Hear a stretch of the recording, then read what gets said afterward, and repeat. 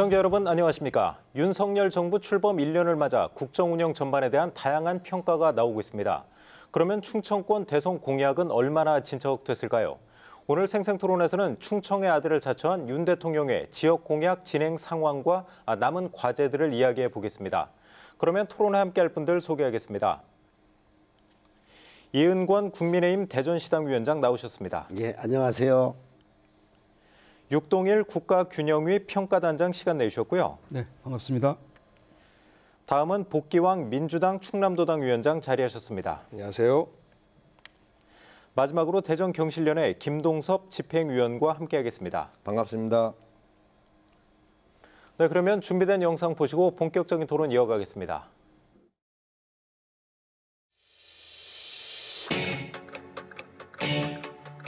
우리 충청인 여러분께서 자부심을 가지실 수 있도록 제가 최선을 다해서 한번 잘해 보겠습니다.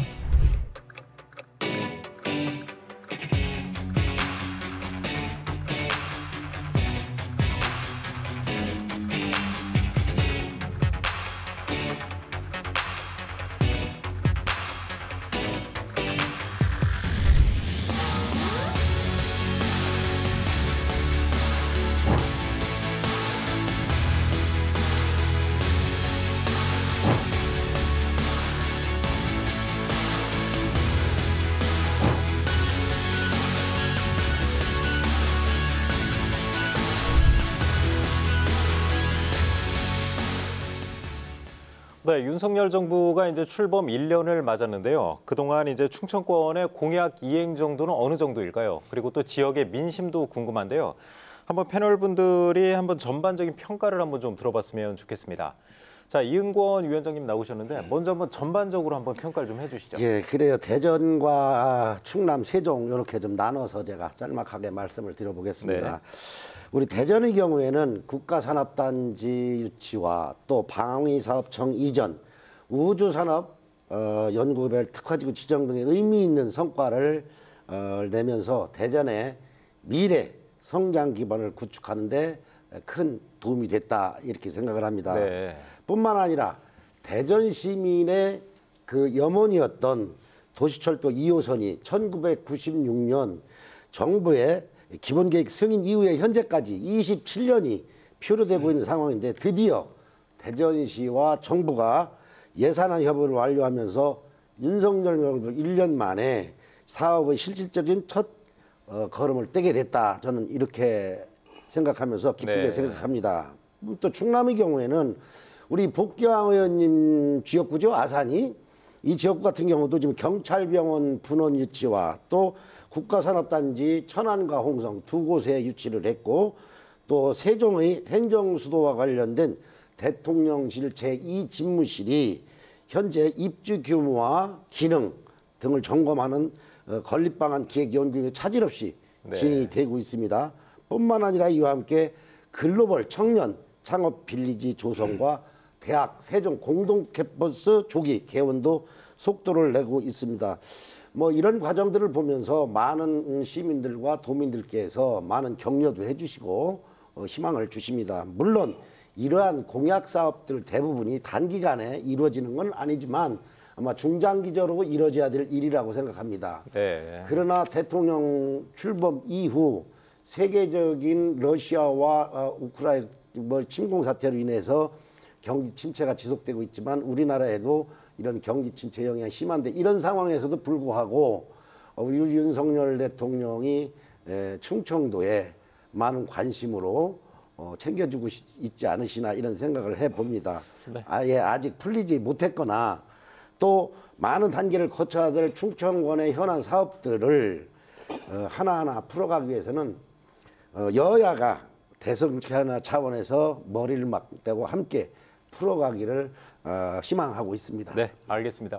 아무래도 뭐 여당이다 보니까 이제 하실 말씀이 참 많으신 것 같아요. 이제 성과 위주로 말씀을 해주셨는데 그 개별 이제 그 사업 공약 이행 사항에 대해서는 저희가 이제 자세하게 좀 토론을 할 테니까요. 복기왕 위원장님은 한번 전반적으로 한번 짚어주시죠. 예, 지난 1년 동안 처음 시작할 때 우리 충청도민과 국민들의 기대는 굉장히 컸습니다. 초창기 윤석열 대통령의 지지율이 약 60% 정도 달한 그런 것을 보면 그 기대와 지지가 얼마나 컸는지를 확인할 수 있습니다. 그런데 지금 현재 집권 1년 차를 맞이한 지금 대통령에 대한 기대치는 많이 무너져 있습니다. 겨우 한 30% 중반 정도의 그 기대와 지지율을 받고 있는데 참으로 걱정스러운 일이 아닐 수 없습니다. 지난 1년 동안 우리 국민들은 걱정과 불안 속에서 윤석열 대통령을 바라봤습니다.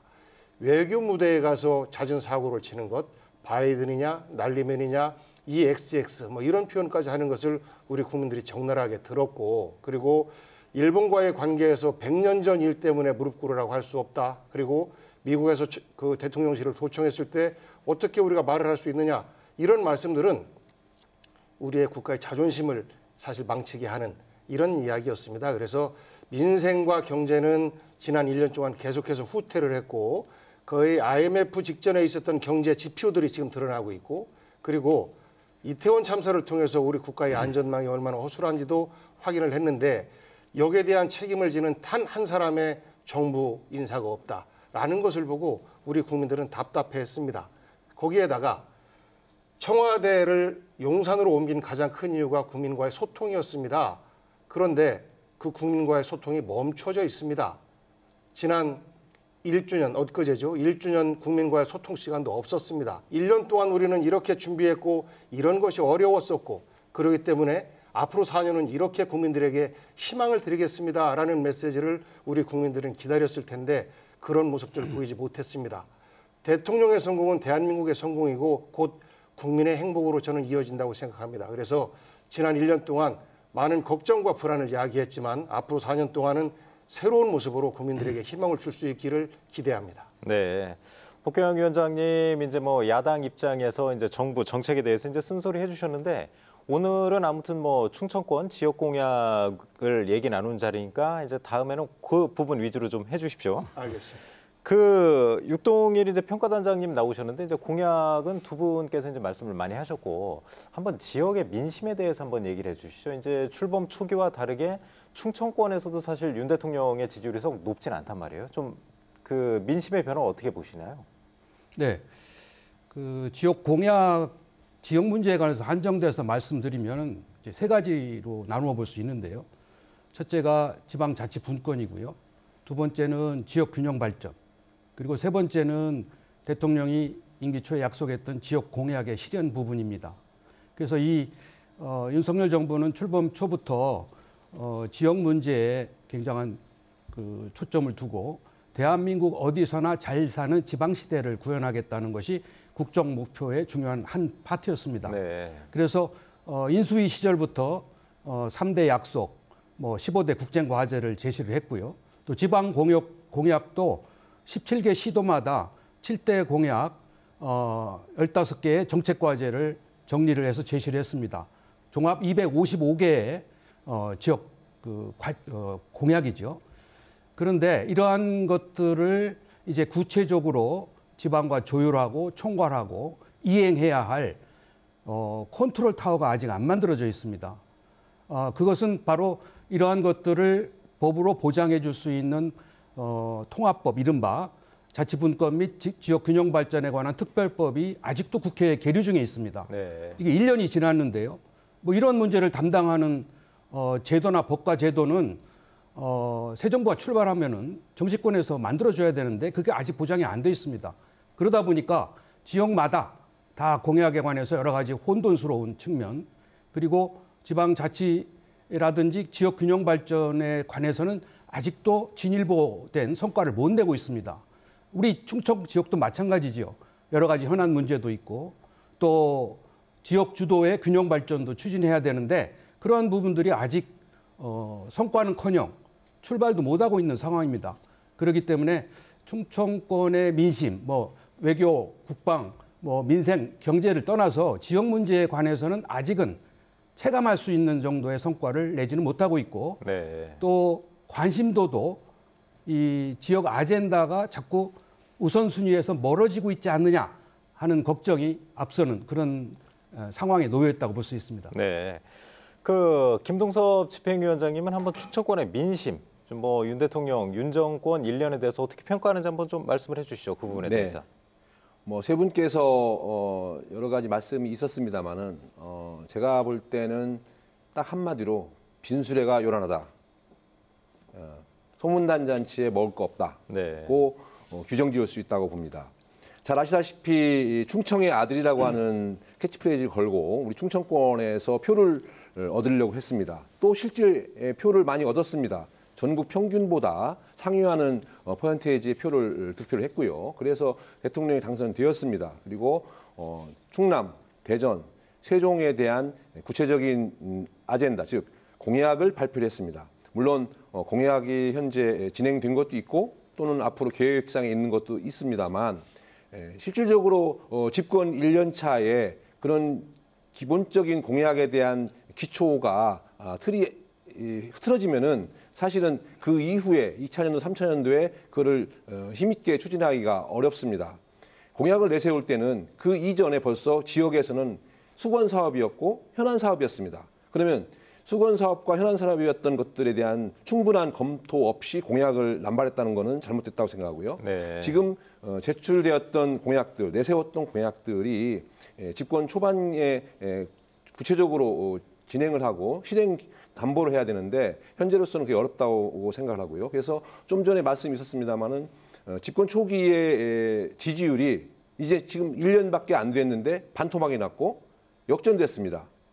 즉 집권 초기에는 60% 상회하는 지지율이었었는데 지금은 30% 가까스로 넘긴 그런 정도였고요. 네. 또 부정적인 평가가 집권 초기에는 30% 좀 넘었었는데 지금은 60%가 좀 넘는 것까지 완전 역전이 됐습니다. 그래서 이번 기회에 1년을 잘 마무리하면서 앞으로 2000년도, 3000년도에 대한 로드맵을 제대로 실행력을 담보할 수 있는 로드맵을 작성을 해서 우리 지역민들한테, 국민들한테 세우고 진행을 해야 된다고 생각합니다. 네. 뭐 전반적인 말씀 이제 네 분 패널께서 모두 말씀을 해주셨는데 이제 지역별 이제 그 세부 공약으로 한번 좀 들어가 보겠습니다. 이거 한번 좀 짚고 넘어갈 필요가 있을 것 네, 같아서 어떤 짧게 부분이요? 지금 우리 김동섭 위원장께서 말씀하셨는데 네.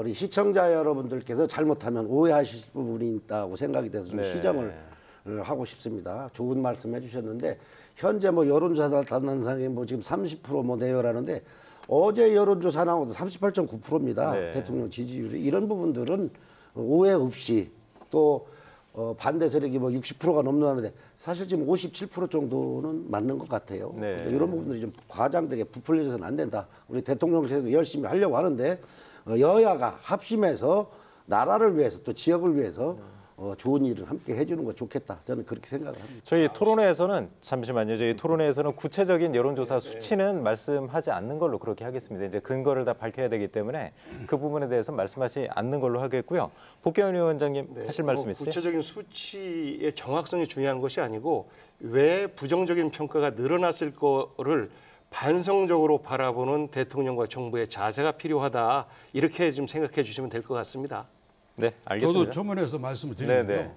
지금 오늘의 주제는 지역 문제입니다. 뭐 대통령의 뭐 지지율 이게 문제가 네. 아니라 지금 지난 정권의 지역 균형 발전의 성과를 보면은 거의 실패했다고 볼 수 있어요. 오히려 수도권의 인구, 경제력, 그 청년 인구의 이동은 더 늘어났거든요. 그래서 이번에 윤석열 정부에서는 잘못된 지역 균형 발전 정책을 바로잡고 지방 시대를 열어야겠다는 그런 비전을 가지고 정책을 준비하고 있는데 그 정책에 대해서 국회에서 아직도 그거를 통과시켜주지 않는 것은 여야 간의 당리당략도 있지만은 여기에는 수도권과 비수도권의 대립이 있습니다. 네. 예컨대 뭐 세종시 문제라든지 공공기관 2차 문제라든지 이런 거는 수도권에서 출신 국회의원들이 반대를 하고 있습니다. 네. 지금 잘 아시겠지만 253명의 선거구 출신 국회의원 중에 121명, 48%가 수도권 의원입니다. 그중에서 107명이 민주당 의원이에요. 그럼에도 불구하고 지금 이 지역균형발전 자치분권이 주춤하고 있는 이유는 수도권 의원들이 동의하고 있지 않기 때문에 그런 겁니다. 그렇기 때문에 오늘 주제가 자꾸 여야 간의 무슨 쟁점이나 이거보다는 네. 지역이 어떻게든지 힘을 합쳐서 수도권 의원과 어떻게 경쟁해서 지역의 문제를 관찰하느냐 하는 것이 중요한 저는 핵심 포인트라고 보고 있습니다. 알겠습니다. 그럼 바로 지역 공약 부분에 대해서 좀 넘어가 보겠습니다. 이행건 위원장님이 이제 모두 발언에서 그 말씀하셨죠. 사실 전반적으로 대전, 세종, 충남 전체적으로 이제 지역 공약이 뭐 꾸준히 이행되고 있다고 하셨는데 그중에서 대전 같은 경우가 이제 방위사업청 이전이 확정이 됐고요. 예. 또 이제 유성구, 교촌동 일대 이제 국가 산단도 이제 확정이 됐는데 그런 점에서 본다면 위원장님 보시기에는 대전 같은 경우는 지역 공약 충실히 좀 이행되고 있다고 보시나요? 예, 그렇습니다. 지금 이 방위사업청이 지금 말씀드린 대로 확정 이전이 돼서 그렇죠. 1차로 다음 달에는 집행부와 선발대가 정책부서 이제 1차 이전을 하죠. 한 238명이 내려오게 되고 네네. 2027년에는 전체 인원 1,600명이 전체에 이주할 걸로 이렇게 지금 추진을 하고 있고 네. 또 이런 1,600명과 17조 원에 달하는 예산이 국방산업 사용된다면 우리 대전에 어떻게 보면 방산 관련 기업 유치에도 대전 발전에 큰 견인차 역할을 할 수 있겠다. 저는 그런 생각을 해봅니다. 네. 뿐만 아니라 또 160만 병의 국가산단 지정도 나노라든지 반도체라든지 우주항공 등 첨단 전략산업을 집중 육성하게 될 것입니다. 그래서 이런 부분들이 현재 상황이 진행되고 있는 상황으로는 예비타당 조사라든지 그린벨트 해제 뭐 이런 산업단지 승인 절차 등이 신속하게 추진될 수 할 수 있도록 하는 것이 저희가 해야 할 노력이라고 생각합니다. 그래서 네. 국토부와 아주 긴밀하게 협의를 진행하고 그렇게 하기로 했다는 말씀을 드리고 또 하나는 우주산업 육성을 위한 우주 클러스터 삼각체제가 구축이 됐지 않습니까? 네. 그러면 그 축의 하나인 우리 대전이 미래 우주 연구 개발과 연구력 양성 이런 주도적인 역할을 하게 될 텐데 우주 산업을 신성장 영역으로 잘 육성한다면 대전이 명실상부한 우주에 대한 특별시가 되지 않을까 그런 생각을 해보면서 착실히 준비하고 있다 이렇게 말씀을 드릴 수 있습니다. 네. 그 김동섭 집행위원장님께서는 이제 대전에서 주로 활동하시는데 이 부분에 대해서도 관심이 많으실 것 같아요. 지금 이행건 위원장님은 좀 좋은 쪽으로 말씀을 해주셨어요. 네. 근데 집행위원장님 보시기엔 어떠세요? 제가 보기에도 소기의 성과는 있었는데 이걸 네. 전체적으로 이제 잘 된다고 봐야 되는지 네. 또 앞으로도 중요하잖아요. 네네. 좀 전에 말씀 있었습니다만 방위사업청 이전에 관한 로드맵이나 그런 실현에 대한 거는 참 잘한 것 같습니다. 그거는 뭐 상당히 잘 되고 앞으로 그는 국토교통부의 고시에 의해서 다 이루어질 테고요. 좀 전에 530만 평방미터, 즉 속칭 160만 평인데요. 교촌동, 유성구 교촌동 일원에 조성되는 국가산단 지정도 잘 된 것 같습니다. 그게 잘 아시다시피 대덕 제2연구단지를 조성하는 그런 기반으로 해서 거기에 그렇죠. 산업까지 같이 연계시키는 R&D 플러스 산업까지 같이 연계시키는 그런 추진 체계를 갖추고 있기 때문에 이번에 국가산단 지정은 상당히 대전으로 봐서는 성장 동력을 확보했다 그렇게 평가할 수가 있습니다. 네. 그래서 상당히 좋고요. 다만 여기에서 한 가지 유념해야 될 것이 잘 아시다시피 대전은 과학기술 도시를 표방하고 있습니다. 그렇죠. 마찬가지로 지금 새로 지정된 산단 역시 제2 대덕단지를 표방하고 있습니다. 그렇기 때문에 연구개발을 기반으로 하고 그다음에 기술사업화를 기반으로 한 산업체 육성, 그다음에 우리 지역에 있는 17개 대학이 있습니다만은 그 지역 대학 내에서의 인재 양성, 그것이 삼각구도가 잘 이루어지는 협업하는 그런 추진 체계가 시스템 구축된다면은 앞으로 우리 대전 발전의 초석일 테고요. 다만 그쪽을 연결하는 도로들 또 접근할 수 있는 여러 방안들이 사실은 이번에 유예 내지는 부결됐습니다. 타당성 검토에서요. 그러니까 광역교통망 구축 네, 맞습니다. 약속해 네, 그 네. 부분도 이제 대선 공약이었었죠. 네, 맞습니다. 네네. 그 부분하고 그다음에 충청권 광역철도 마찬가지로 다 연계되는 거거든요. 네. 그 부분들이 다 잘 아시다시피 SOC 사업이라고 하는 거는 한쪽만 치중되는 것이 아니라 포괄적으로 같이 융복합을 시킬 수 있는 그렇죠. 연결을 할 수 있는 겁니다. 그런데 그 가장 근간이 되는 그런 SOC 사업에서 예타를 배제시킨다든지 예타를 탈락시킨다든지 하는 그 부분은 상당히 아쉽다고 봅니다. 그래서 앞으로 우리 지역 정치권 또는 지방행정 그리고 우리 시민들이 힘을 합해서 중앙 정치 또는 중앙 무대에다가 꼭 그 공약들이 집행될 수 있도록 함께 힘을 합쳐야 된다고 봅니다.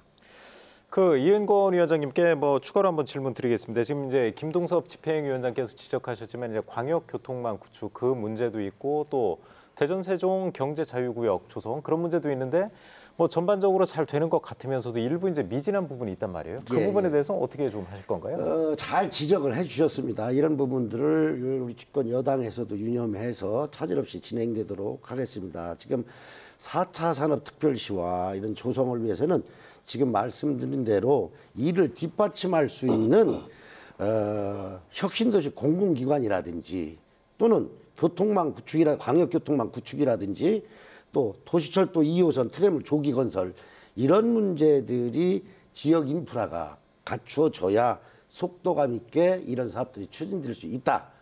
저도 그렇게 생각을 합니다. 네. 그래서 가장 기본적인 게 지금 보면 지금 경제자구역 말씀하셨지 않습니까? 그렇듯이 나노반도체 우주항공등 이런 첨단 전략산업을 집중 육성하는 국가산단과 함께 경제자유구역 대전과 세종 그 구역 지정이 4차 산업특별시로 가는 핵심적인 길목이 되리라고 저는 생각을 합니다. 그래서 네. 이런 부분들을 잘 지금 진행이 되고 있습니다. 사실은 경제구역 자정도 지금 개발계획의 중간 보고 결과 올 다음 6월 달에 정부에 신청서를 제출할 것으로 뭐 이렇게 계획으로 알고 있습니다. 그래서 이런 부분들을 위해서는 아마 산적해는 게 많습니다. 지금 네. 경제구역이 지금 안산이라든지 대동지구 그린벨트 해제라든지 또는 지금 연구단지 있는 예를 들어서 효율적인 국토를 이용할 수 있는 층수 제한을 한다든지 또는 개발 이익을 밀도를 완화하는 이런 개발 특구 시행령 개정도 빨리 서둘러서 네. 준비를 해야 된다. 그래야 이런 부분들이 시너지 효과를 발할 수 있다. 똑같은 말씀을 드리고 싶습니다. 네. 첨언 네, 드리면 선생님, 예. 지금 1년도 안 된 시점이거든요. 네. 민선 8기가 출범한 지. 또 아까 말씀드린 지방 공약 이행에 관한 컨트롤 타워도 아직 출범이 안 된 상태에서 대전시가 여러 국지간 사업들을 조기에 확정했다는 것은 다른 시도에서 볼 때는 굉장히 시기 질투를 받을 정도로 굉장히 다행스러운 네. 일입니다. 그 도시철도 2호선도 7천억에서 지금 1조 4천억 원 증액이 됐는데 그 부분도 다 이제 협의를 해서 그렇죠. 지원을 받기로 했고요. 그 확정된 건 아니죠. 확정된 거 아니죠? 아니, 물론 지금 예산 공약이 다 여부는 확정된 건 확정이 아닌데. 됐어요. 그리고 예산 근데 이제 협의는 그 예산이 사업비로 확정됐다고 말하기는 지금은 이제 이른 단계죠. 당연하죠. 네. 그래서 제가 말씀드리고 싶은 거는 국가 산단이 지정됐다는 거는 인프라만 구축된다는 약속입니다. 네. 국가 산단이 조성이 돼도 거기에 필요한 기업을 어떻게 유치해야 될지 또 중복된 사업을 어떻게 우리 충청권이 피해야 할지 또 여러 가지 대전시도 이제 사업비를 지원을 해야 되는데 그렇죠. 뭐 1조 3천억 가량 됩니다. 그 부분을 네. 어떻게 부담해야 될지 이 부분에 대한 여러 가지 숙제도 남아 있고요. 또 국가 산단이 됐다고 해서 저절로 대전이 경제도시 인류 경제도시가 되고 시민들의 삶의 질이 증진되는 건 아닙니다. 그렇죠. 그러니까 그 부분을 어떻게 연계해서 시민들이 체감할 수 있는 대전 시민의 그 일자리를 창출하고 시민 행복을 가져올지에 대해서는 이제 앞으로 대전시가 해야 할 숙제라고 볼 수 있습니다. 알겠습니다. 뭐 지금 대전 얘기가 많이 나오는데 이제 바로 충남 쪽으로 한번 좀 넘어가 볼게요. 그 대전은 여러 가지 이제 가시적인 성과가 있었는데 그거에 비해서 충남은 약간 좀 부족하다는 느낌이 좀 있어요. 이제 국립경찰병원 이제 분원 그 확정이 됐죠. 하지만 이제 육군사관학교 논산 이전 이제 충청남도에서 중장기 과제로 추진한다고 하지 않았습니까? 그래서 사실상 무산되는 거 아니냐 이런 좀 비판도 나오고요. 그리고 뭐 수도권 공공기관의 이제 지방 이전도 지금 아직 이제 확정이 안 된 상태인데 복교영 위원장님께서는 이제 충남 지역 공약에 대해서는 어떻게 좀 평가를 하시나요? 대전에 비하면 많이 부족하지요.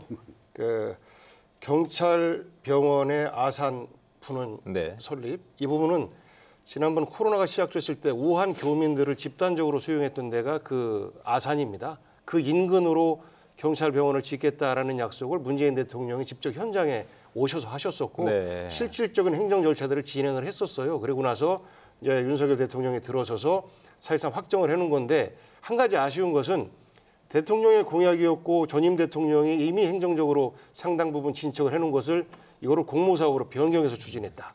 그러니까 강원도와 대구 지역까지 함께 공모 대상 지역이 돼서 충청도민들은 이거 뭐 무롱하는 것이냐라는 걱정들을 했었습니다. 그래서 약속을 좀 시원스럽게 지켰으면 좋았을 걸 하나 아쉬운 말씀드리고, 또 육사 이전과 관련해서는 윤석열 대통령의 공약이었습니다.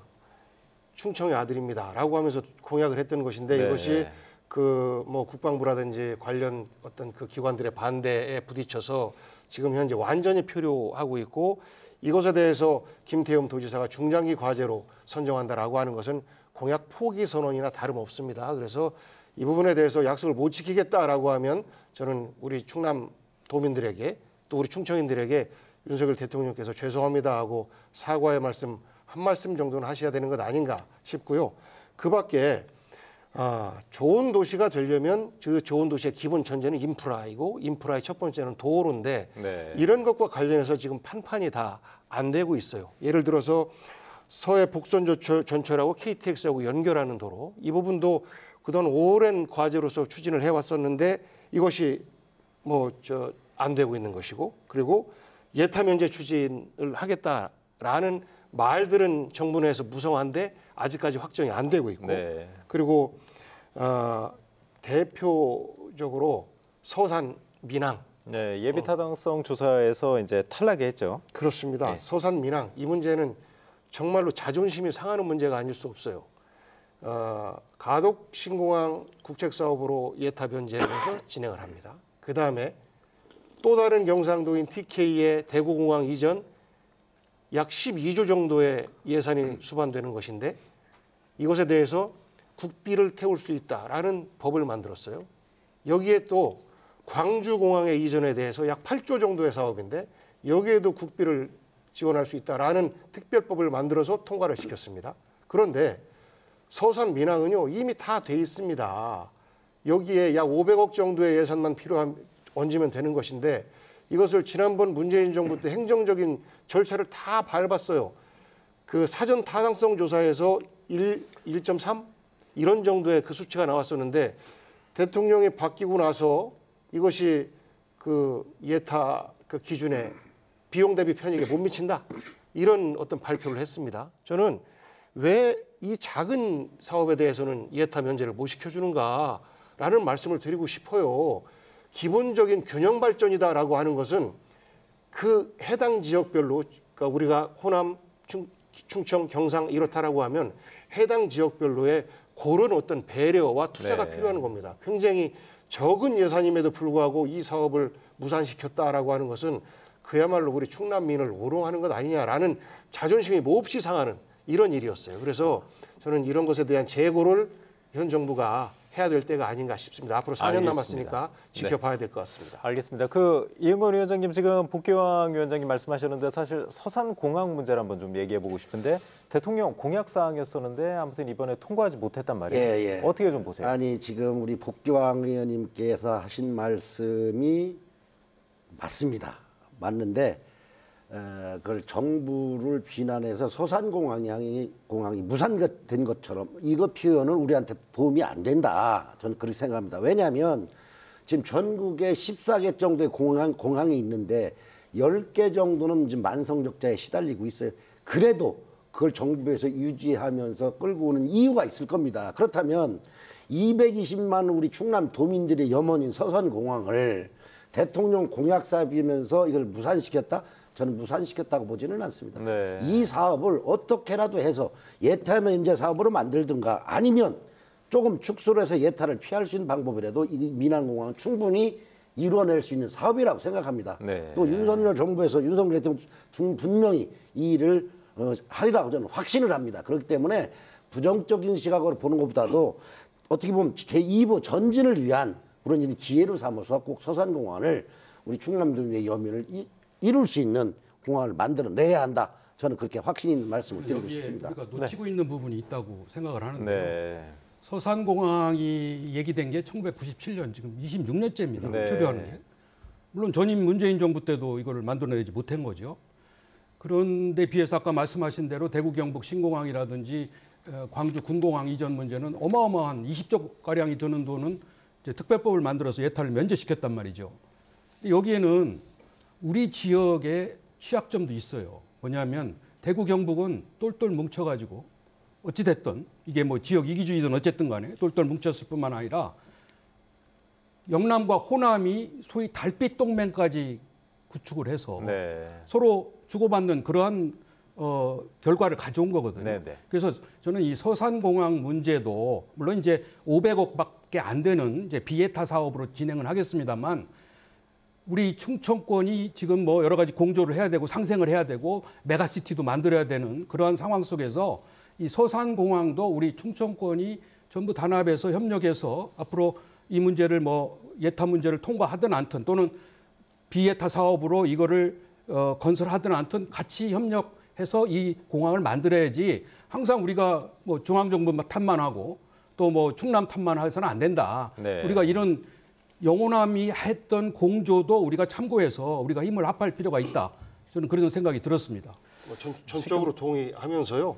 저희 야당이 비판하는 것은 영원히 안 될 것이다라는 것이 아닙니다. 이런 비판의 소리를 듣고 정부에서 정책의 방향을 바꿔라라는 호소인 것이죠. 그런 차원에서 보면 정부에 대한 비판을 여당에서 불편하게만 듣는다라고 하면 소통이 안 됩니다.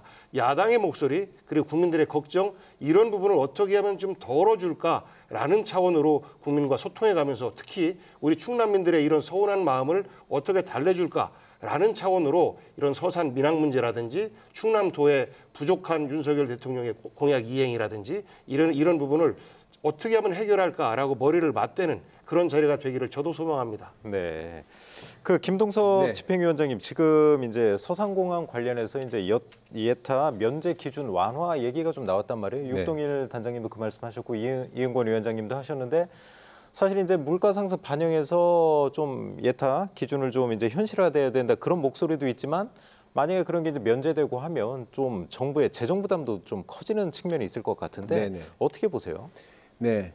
어저께 이제 발표가 났던 서산공항 그 예타 탈락 소식이 상당히 우리 충청 도민들, 특히 충남 도민들한테 실망이 크죠. 실망이 컸습니다.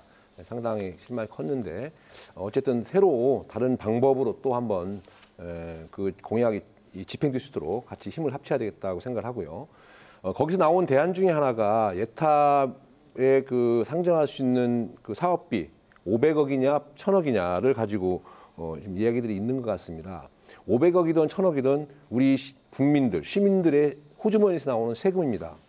즉 여기에서 예타에 대한 상한선을 둔 거는 사업비에 대한 상한선을 둔 거는 무분별하게 사업을 하지 말라는 의미고요. 그 사업을 할 경우에 그런 거대한 사업을 할 경우에는 국가 정책연구기관에서 충분한 토의와 검토와 그런 조사를 거쳐야 된다고 하는 그런 때문에 법으로 규정이 되어 있습니다. 네. 그런데 좀 전에 말씀 있었습니다마는 물가 상승률이라든가 그 당시에 500억을 기준했던 것보다 현재의 국가의 그 경제적인 볼륨과 사회적인 어떤 그 공감대가 충분하기 때문에 1000억으로 상회하는 것도 물론 좋겠습니다. 그런데 잘못하면은 우리 지방자치 시대에 지방정부에서 무분별하게 사업을 막 남발할 수가 있고요. 국가 역시 선거를 겨냥한 그런 국책사업 남발할 수가 있기 때문에 면밀한 검토가 필요하다고 생각을 합니다.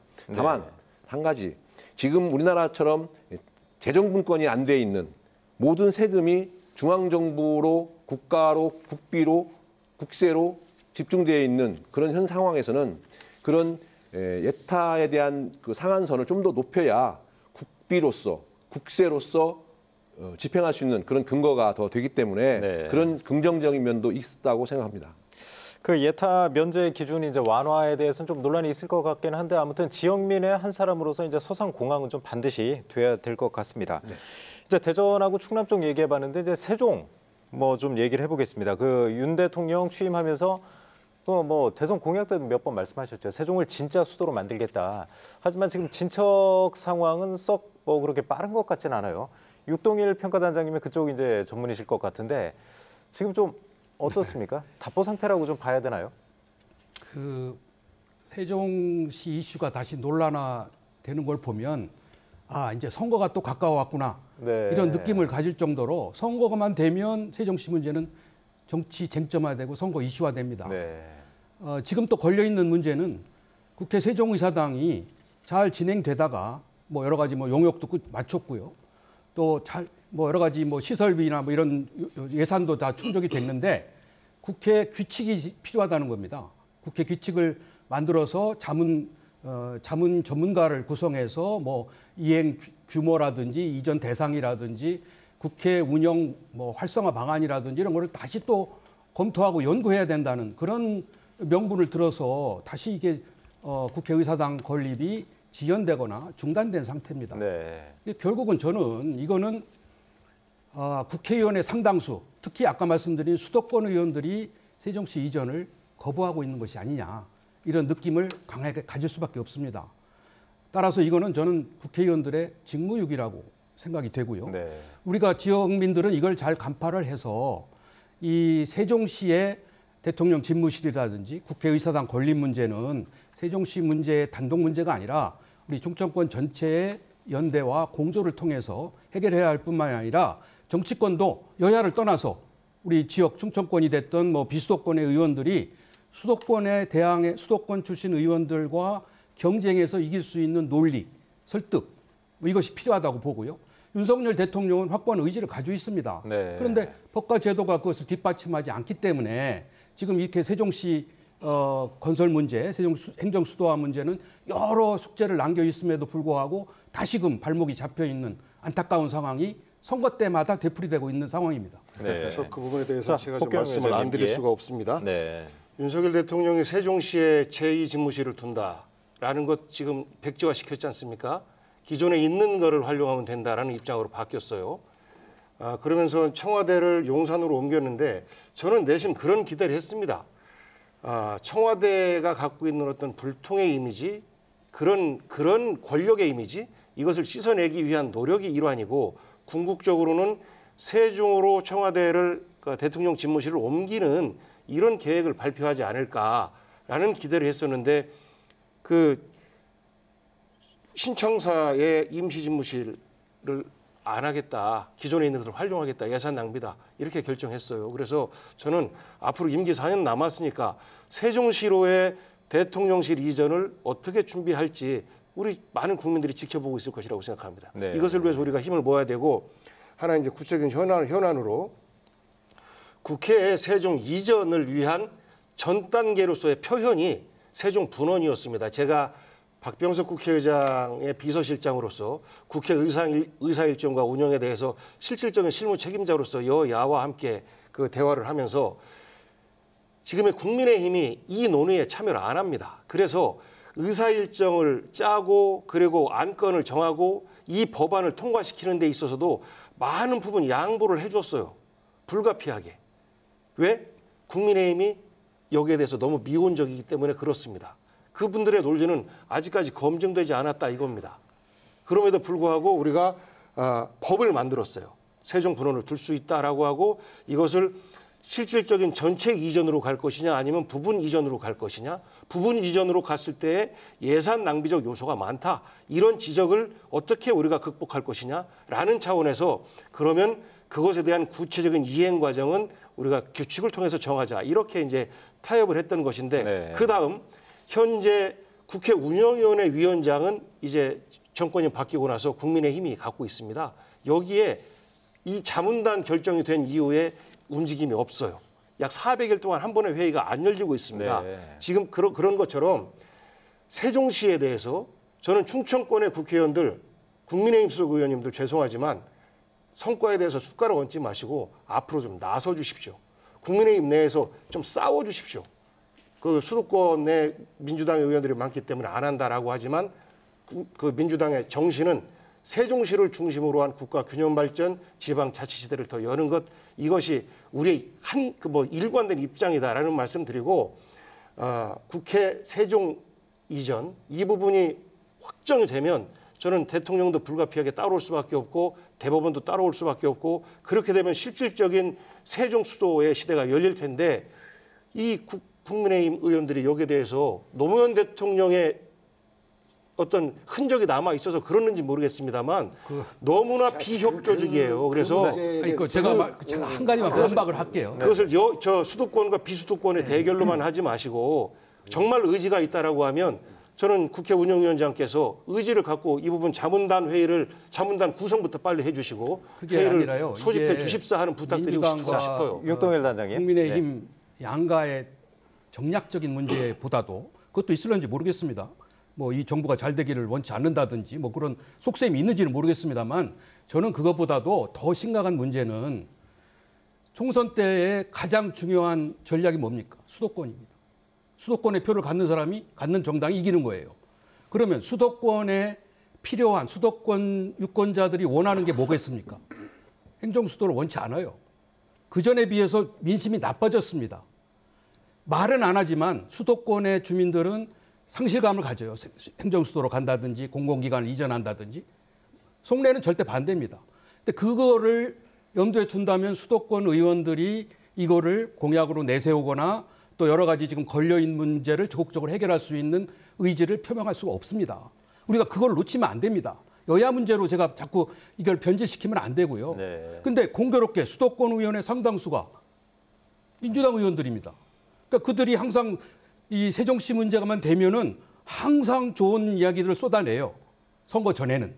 근데 선거가 끝나면 언제 그러냐는 듯이 다 자취를 감추게 됩니다. 네. 그러니까 저는 이거를 몇 번에 걸쳐서 지켜보면서 세종시가 더 이상 정략적인 도시가 돼서는 안 된다. 정치적인 도시가 돼서는 안 된다. 그런 차원에서 우리 충청권이 여야를 떠나고 비수도권이 똘똘 뭉쳐서 행정수도의 민심을 새롭게 하고 수도권의 유권자들을 설득하지 않으면은 이 문제는 영원히 해결되기가 어렵다라는 근본적인 말씀을 드리는 겁니다. 제가 좀 자, 청원을 예, 김동섭 위원장님. 예. 뭐 지금 뭐 다 말씀하시는 도중에 여야가 좀씩 가미가 되는 것 같습니다. 이 세종시는 잘 아시다시피 이 국가 균형 발전의 모범 도시고 그 선도 모델로서 충분히 우리가 수십 년 동안 해왔습니다. 근데 잘 아시다시피 이 행정시 복합도시, 즉 세종시가 부침을 많이 했어요. 정권에 따라서 부침을 많이 했습니다. 작년에도 어떤 그런 로드맵에 수정이 좀 있어가지고 한동안 또 뭐 공약 파기 아니냐 해서 그런 논란이 있었거든요. 그런 것 논란들을 아예 없애야 됩니다. 아예 없애야 되고 수도권이 그 국회의원 수가 많기 때문에 우리 충청권이 위축된다 그런 것도 저는 동의하지 않습니다. 정도를 걷고 정당한 명분 가지고 약속을 지킨다고 하면은 유권자, 국민은 선택을 할 수밖에 없을 겁니다. 때문에 세종시에 대한 그 부분은 국회의사당 세종분원 당연히 와야 되고요. 대통령 제2집무실 당연히 그 예시된 대로 법 통과된 대로 진행하면 됩니다. 이거는 대통령의 의지가 가장 중요하다고 생각합니다. 대통령제 중심 국가인 대한민국에서는 대통령이 결정을 하고 대통령이 굳건한 의지 가지고 실행한다고 하는 것만 된다고 하면은 국회의사당 세종분원, 청와대 대통령실 제2집무실 분명히 되리라고 생각하고요. 여기에서는 좀 전에 말씀하셨다시피 수도권이냐 비수도권이냐, 여냐 야냐 다 무용지물입니다. 정도를 걸으면 되고요. 약속을 지키면 되고 명분을 따라서 움직이면 됩니다. 충분히 가능하다고 봅니다. 네. 한 가지 소만 짧게 저 한번 기회를 잠시만요. 주세요. 예, 이은권 위원장님 먼저 말씀하시죠. 예, 예. 짧게 말씀해 주시죠. 예. 지금 복교환 의원께서 말씀하신 제2집무실 설치가 무산됐다, 안 한다. 전 처음 듣는 소리입니다. 지금 이것이 지금 건립방안 연구 용역이 착실히 진행되고 있습니다. 지금 제가 확인하니까. 그다음에 27년 완공을 목표로 지금 추진을 하고 있다는 말씀을 드리고요. 그다음에 지금 뭐 세종의사당 건립 문제가 아까 얘기를 했는데 뭐 국민의힘에 적극적으로 하면 된다 뭐 이런 말씀을 하셨는데 제가 한번 반문을 해보고 싶습니다. 아니 민주당이 지금 169석을 가지고 있는 여당에서 다른 법들은 그렇게 잘 밀어붙여서 통과를 시키면서 왜 이 법은 안 하는 겁니까? 그걸 국민의 힘을 다스라하기는 저는 말이 안 된다고 생각을 합니다. 아니 그런 힘을 가지고 있고 의지가 확실하다면 이걸 왜 통과를 못 시킵니까? 저는 그걸 반문해보고 싶습니다. 네.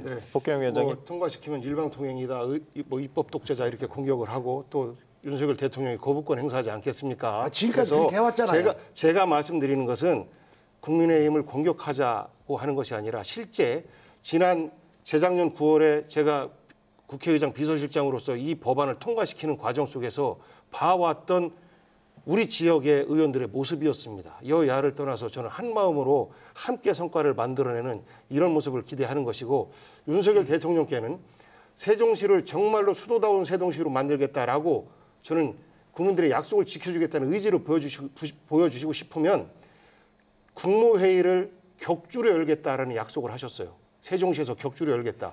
지난 1년 동안 딱 3번 여셨습니다.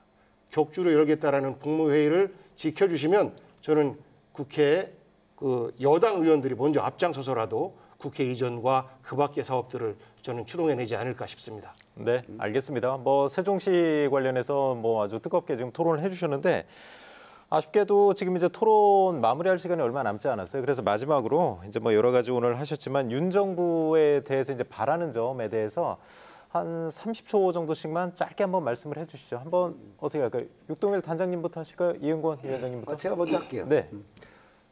지금 여러 가지 말씀들을 하셨는데 정말 나라를 위해서는 국민들을 위해서는 여야가 따로 없다. 비판할 건 비판을 당연히 해야 발전이 있죠. 그래서 이번 이런 토론회를 통해서 더 성숙된 모습으로 나라와 국민을 위하는 정치인들이 많이 탄생했으면 좋겠고 그렇게 합심해서 충청 발전도 대전 발전도 이루었으면 좋겠습니다. 네. 그 다음에 그러면 네. 육동일 단장님. 네. 우리 충청권 지역에서 저는 희망을 갖는 단 한 가지는 충청권 메가시티 조성 문제입니다. 다른 지역은 다 실패하고 중단됐는데 그나마 우리 충청권 특별자치단체 이것만 준비단을 구성해서 가고 있기 때문에 불씨를 살리고 있습니다. 어떻게든지 이 충청권 메가시티를 우리가 잘 살려서 충청권 상생과 협력 발전에 초석이 돼야 되고요. 윤석열 정부는 지금 이 자치분권과 균형 발전에 관한 아젠다는 시간이 가면은 후순위로 밀립니다. 역대 정부가 다 그랬어요. 그러니까 이 어떻게 보면은 골든 타임을 잃어가고 있다고 볼 수 있거든요. 그래서 저는 윤석열 정부가 초심을 변치 말고 이 지역 균형 발전 자치분권에 대해서는 지금 수도권에서는 불균형 논리, 집권 논리가 지금 재등장하고 있습니다. 이 문제에 대해서 예의주시하면서 초심을 갖고 이 균형 발전에 관한 여러 가지 정책이나 이거를 가시화하는 그러한 계기로 1년을 계기로 삼아서 해야만이 우리 지역민들이 큰 기대와 희망을 가질 수 있다고 봅니다. 네, 복귀왕 위원장님도 간단하게 말씀해 주시죠. 예, 지난 1년 동안에 민주당에서 혹평을 했다라는 것이 서운하시다면 왜 혹평을 했을까라고 좀 돌아보셨으면 좋겠습니다. 말씀드렸던 것처럼 윤석열 대통령, 윤석열 정부의 성공을 국민의 한 사람으로서 기원하고 기대합니다. 하지만 그것이 성공하려면 약속을 지키는 자세, 특히 우리 충청권 같은 경우는 지방자치와 균형 발전의 중심 아니겠습니까? 우선 충청권과 약속을 했던 이런 그것을 지키는 이런 대통령의 모습, 여기에서부터 앞으로의 남은 4년 희망과 기대를 갖고 바라볼 수 있지 않겠느냐 싶습니다. 앞으로 4년 동안 야당의 쓴소리가 그저 불편하시겠지만 약으로 받아주셨으면 좋겠습니다. 자, 김동섭 위원장님. 네. 네. 예, 지금 대내외적으로 우리 국민들 어렵습니다. 힘듭니다. 삼고, 고물가, 고환율, 고금리, 삼고에 시달리고 있습니다. 국민 총생산 마이너스 내고 있습니다. 대만한테도 역전당했습니다. 힘을 합쳐서 우리 대한민국호를 끌고 가야 됩니다. 여야 없이 끌고 가야 됩니다. 그러려면은 국민과 대화를 해야 되고 소통을 해야 되고 국민한테서 신뢰를 얻어야 됩니다. 언론과 격이 없이 대화하고 국민한테 다가가는 그런 자세로 해야 되고요. 특히 야당과 협치를 해야 됩니다. 거대 야당과 함께 발 맞추고 힘을 합쳐야 대한민국호가 제대로 갈 수가 있습니다. 그래서 함께하면은 우리 대한민국 그리고 충청권 함께 발전할 수 있다고 생각합니다. 네, 네 분 모두 말씀 고맙습니다. 오늘은 윤 대통령의 이제 충청권 핵심 공약하고 이제 실현 가능성에 대한 이야기를 나누는데요. 정부가 적극적으로 공약을 이행할 수 있도록 지역사회의 꾸준한 관심과 또 논의 필요할 것 같습니다. 생생토론 여기서 마치겠습니다. 토론에 함께하신 네 분 모두 감사드리고요. 시청자 여러분 고맙습니다.